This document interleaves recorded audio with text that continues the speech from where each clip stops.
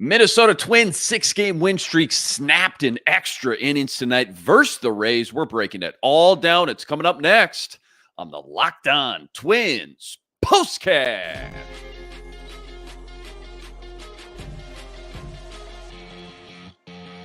You are Locked On Twins POSTCAST, part of Locked On Minnesota on the Locked On Podcast Network.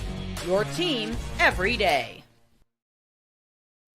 What's up? What's up? Back in the lab, back at it. Another Minnesota Twins POSTCAST episode right here on the Locked On Sports Minnesota Network. You got myself, Luke Inman, at Luke_Spinman. That's the man, CJ Baumgartner, Twins expert over at Zone Coverage MN. He's on X, at BombCJ30. And CJ, before we jump into all the action from tonight, quick reminder, tonight's episode brought to us by Prize Picks, the easiest and most exciting way to play daily fantasy sports. Go to prizepicks.com/LockedOnMLB. Use code, all lowercase, LockedOnMLB for a first deposit match up to $100. Okay, man. Twins versus Rays.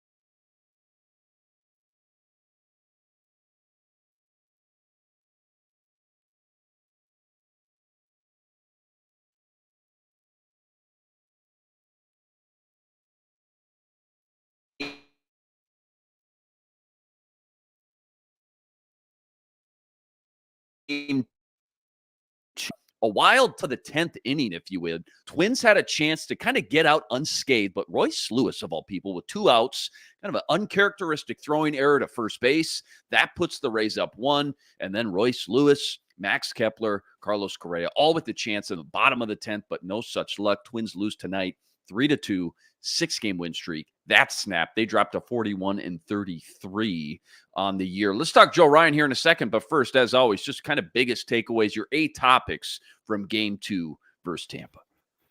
It was a gettable one, just slipped away. Error late by Lewis. I mean, that'll kind of be the defining play of this game, going in front of Correa to try and get that ground ball. I think it was the right play by Lewis. He's just gotta make the throw look like he rushed it coming up the line, and that's one that's going to come back to haunt him in this game. But I mean, when you look at it, the Twins had their chances. They left so many guys on base. I don't have the number in front of me, but they just left a ton of guys on base. It felt like there was just a lot for them to be had throughout the game, and it didn't necessarily need to come down this late to extras. But overall, Royce Lewis is kind of going to get the blame or a lot of the talking points of why they lost this game. But the Twins had a lot more opportunities throughout the game to really put this one away and just never quite were able to.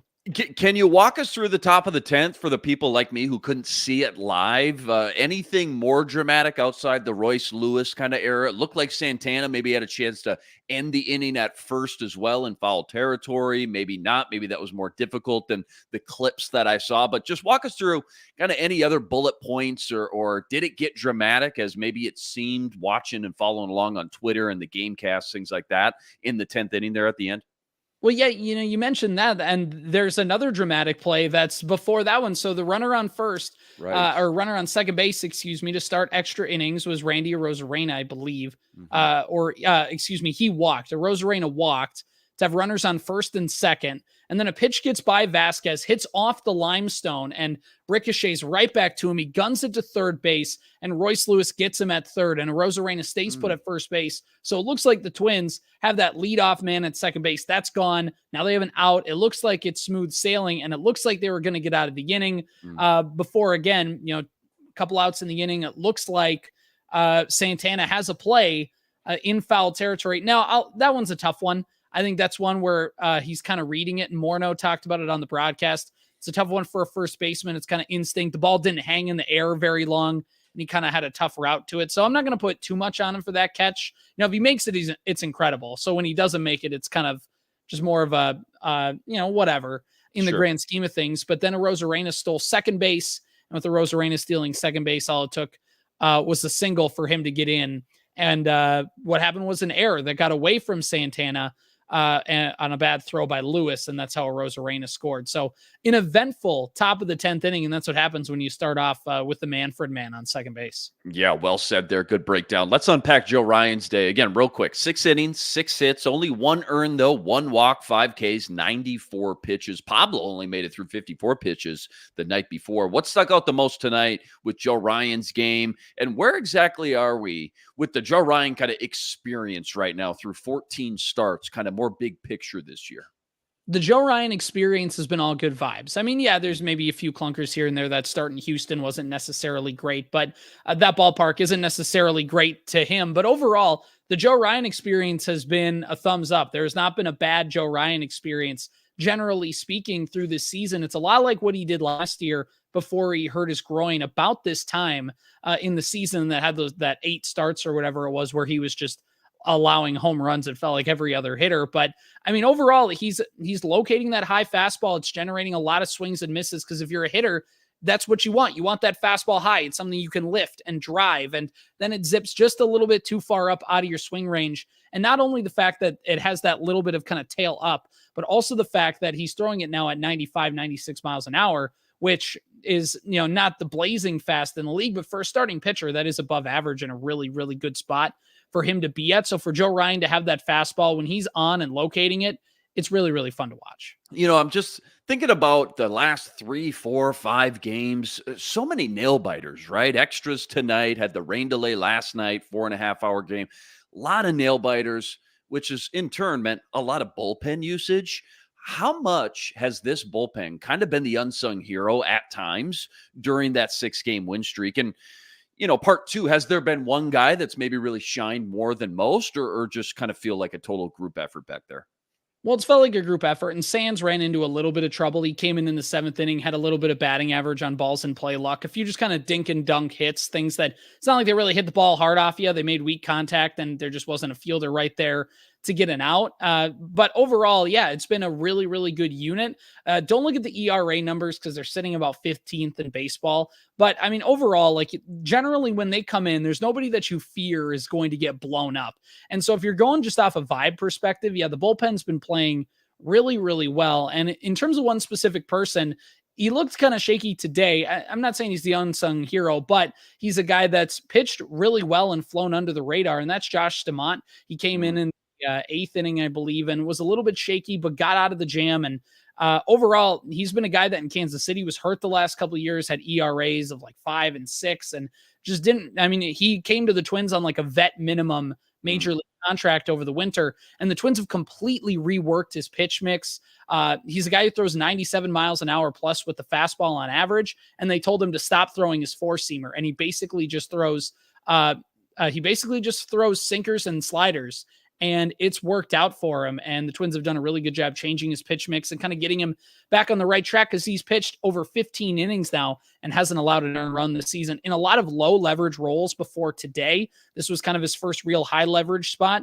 But again, it's been somebody for a reclamation project has worked out really well for the Twins this year. Again, we could spend 30 minutes just on Royce Lewis, and even Royce Lewis / Carlos Correa. I asked Lou this one last night. I'm just curious your quick thoughts as well. Again, Royce Lewis, 4 home runs in the last 6 games. I think he's played 90 healthy games now. He's got 29 home runs. So we're talking about an average of a home run once every 3 games. I think it's a 314 average. The numbers with him and Correa as of late are just out of this world. So Correa and Royce Lewis, this is the Twins' best 1-2 punch since when? I mean, it's got to be Mauer Morno, right? Like that's got to be kind of the thing that comes to mind. Yeah, I agree. So I guess part 2, and I asked Lou this as well. So how much longer because it's just a longevity health thing at this point too, right? Like how far away are we from being able to say those 2 names in the same sentence then as the M&M boys, Morneau and Mauer? What do you think? I think it's got to be just longevity, just because of the fact that Mauer and Morneau played together and played really well at a high level from really 2006 to 2010 in that span. So that's a 4 or 5 season stretch where those guys are not only playing, but playing at MVP caliber levels. Joe Mauer won the MVP in 2009. Morneau won the MVP in 2006. Was second place in MVP voting in 2008 and should have won the MVP in 2010 if he didn't get the concussions. So, I mean, those were guys that were like not just one of the best 1-2 punches in Twins history. They were one of the best 1-2 punches in baseball at the time. And so, I mean, it's going to take a little bit for them to get there. I'm not ready to crown them quite yet, but also the fact that we're talking about it is just really, really fun to see, because those two guys are must watch. Whenever you see their names pop up and they're hitting back to back, due up the next inning, you're not getting off the couch, or you're not changing the channel. You're not doing whatever. You're waiting to see what the results of those two at-bats are. And it feels like, too, we're really starting to just ramp up with the whole Royce Lewis experience now as well. Carlos Correa healthy, but Royce coming back from that injury. It was like, okay, low ramp-up period. Maybe he gets every third or fourth game off. Feels like they're kind of taking off the seatbelt a little bit and just letting him go full blow now. And hopefully that's the case from here on out. Not saying he's not going to have a day off here and there, but for the most part, they've kind of let the reins off, and they're letting those guys go at it. Rocco report time, favorite, least favorite move, decision, whatever it may be from today's game. So game 2 versus Tampa, the Rocco report, it says what? Well, I really like the decision to put Duran in the 9th inning. I know sometimes people can wait till you get to extras, but the game tied up late. You gotta put your closer in there and just give yourself a chance to go into the bottom half and potentially into extras to try and win the game. But overall, I thought it was a good night because Rocco could have went to Jax. He could have went to some of those more high leverage arms, but he ended up using guys like Sands and Stamon and some of that. And it's not maybe a good move, bad move, but it's just kind of an acknowledgement of there's going to be people who say, well, why can't they bring in some of those high leverage arms every time? I mean, over the course of a long regular season, you just can't. And don't get me wrong, I'm sure Rocco would love to put Griffin Jackson there every single day, but you just can't in those situations. And you got to kind of pick and choose your moments with some of these guys. And that's when you give Stamont, a guy who has not had a lot of high leverage opportunities, to say, okay, well, he's pitched well, we have to give him a shot. Jorge Alcala came out and pitched well today is also. So, I mean, overall, it's neither here nor there, but just it's one of those games where you have to try and rely on some of your lower leverage arms to come through. Nicole Sands didn't pitch quite really well, and none of the relievers were quite effective outside of Duran, but they got the job done. And when you're kind of in the other end of your bullpen and you're not using those high-end guys, that's just kind of sometimes what you have to do. Yeah, well said. All right, plenty more deep dive from this one, plus we got our nerdy stat of the day. That's all coming up right after this.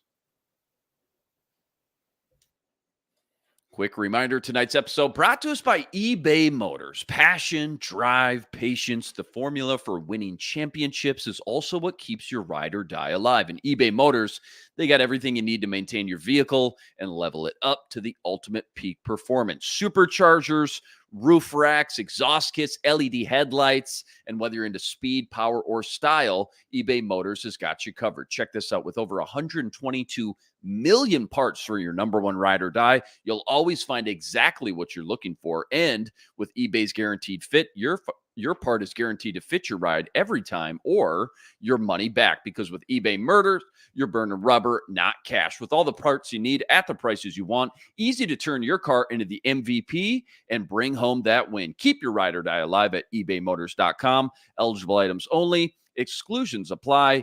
eBay's Guaranteed Fit only available to U.S. customers.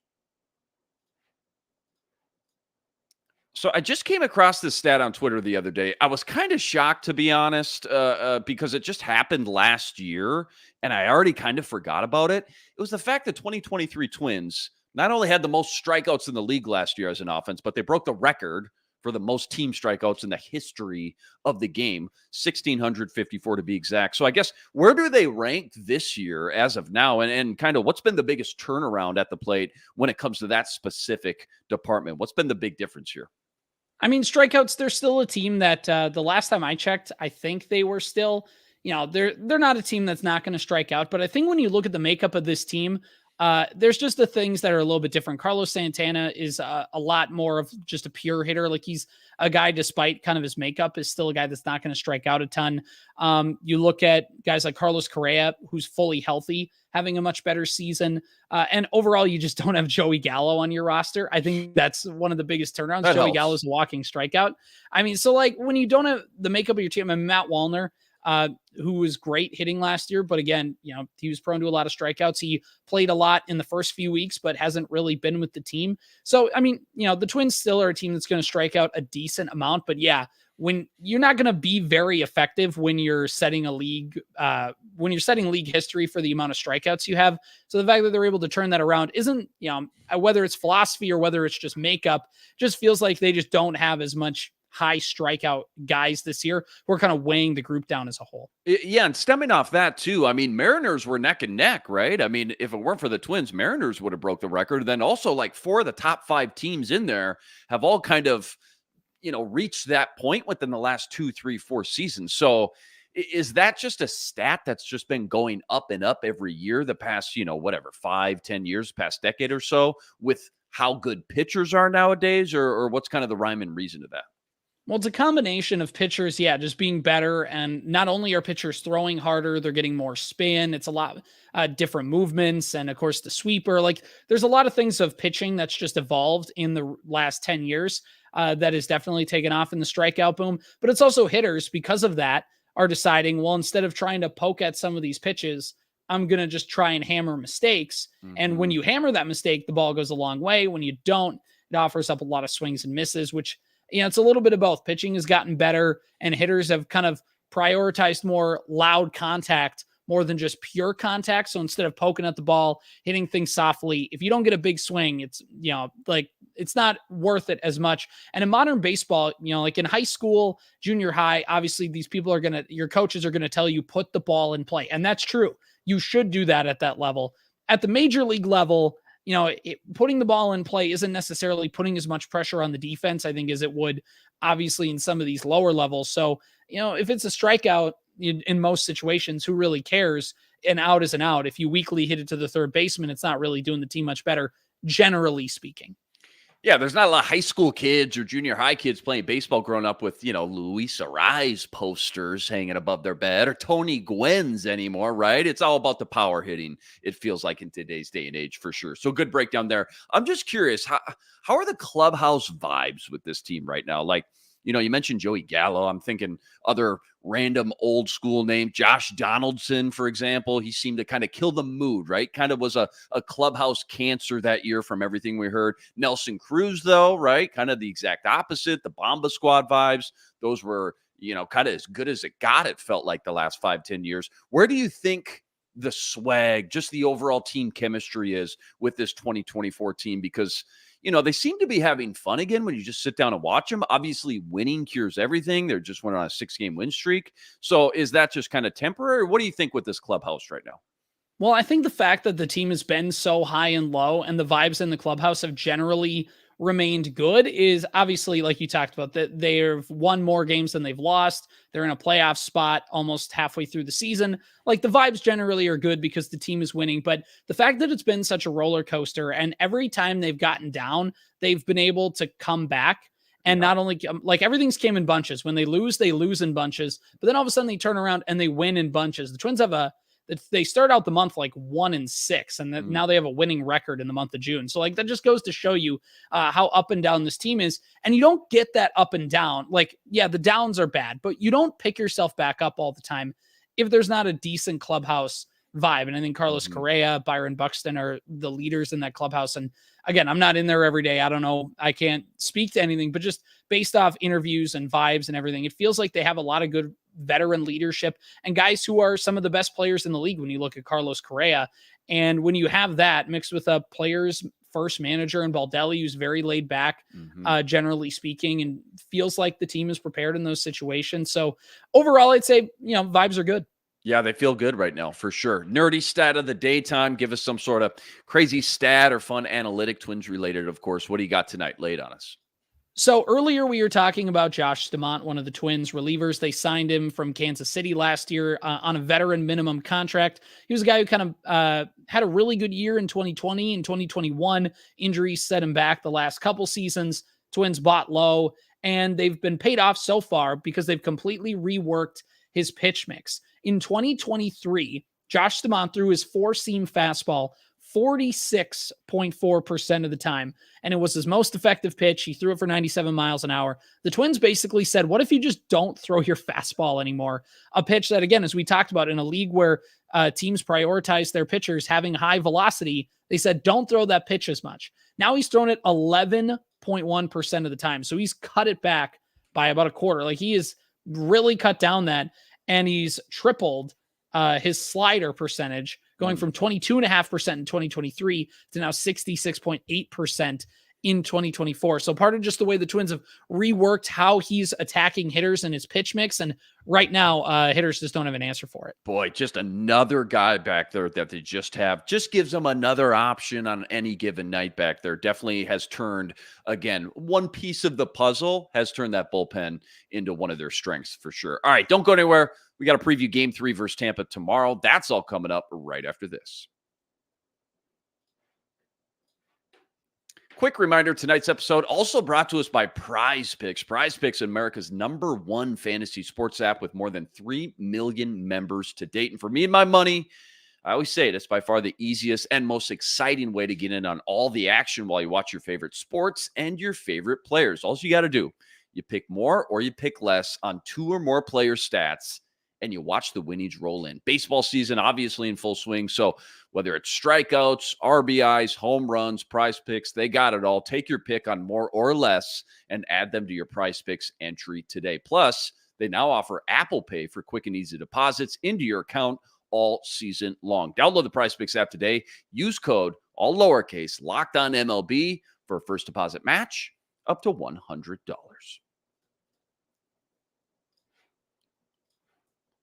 Okay, Game 3 tomorrow. For all the marbles here, Woods Richardson on the mound. Anything noteworthy for tomorrow's matchup we should keep our eyes on? What do you kind of got circled right now on the scouting report for Game 3?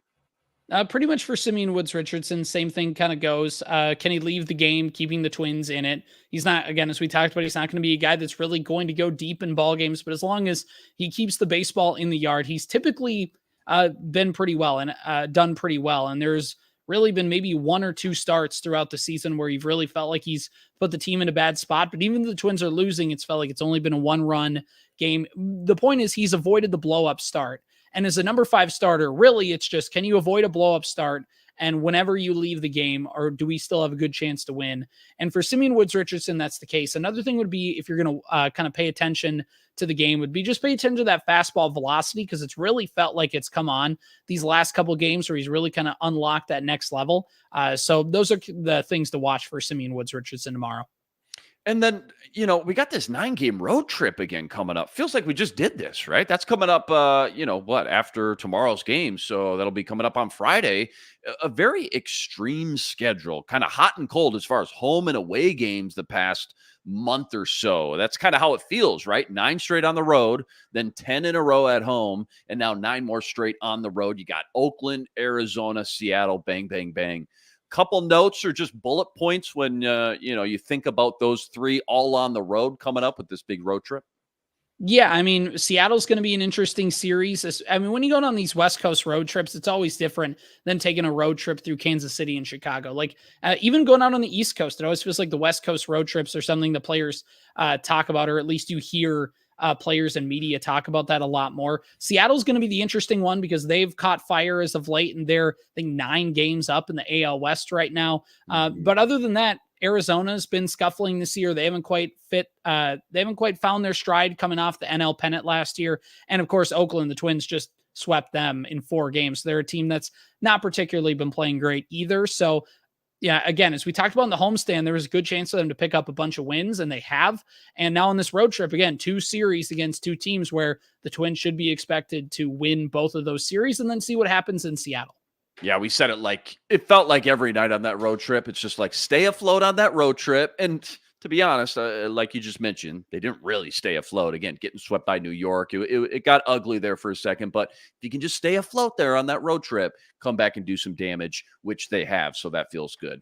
Always fun talking Twins with you, man. Twins 6-game win streak snapped tonight in extra innings in Game 2 versus the Rays. 10th and final home game tomorrow before they hit the road again for 9 in a row. Woods Richardson on the mound for that one. First pitch, 12:10 p.m. As always, huge shout out to everybody that joined us on the stream tonight. Rest assured, we'll be back each and every game right here to break it all down. Quick reminder, too, you can always go check out all of CJ's work on Twitter at BombCJ30, plus all the work he's always ripping up over at ZoneCoverageMN.com as well. And if it's not too much trouble, Go like this video, subscribe to the channel, help us get to 8,000 subscribers. That's always much, much appreciated. All right, that'll do it for us tonight. CJ Baumgartner. I'm Luke Inman on Twitter, @Luke_Spinman. We'll see you next time. But until then, signing out.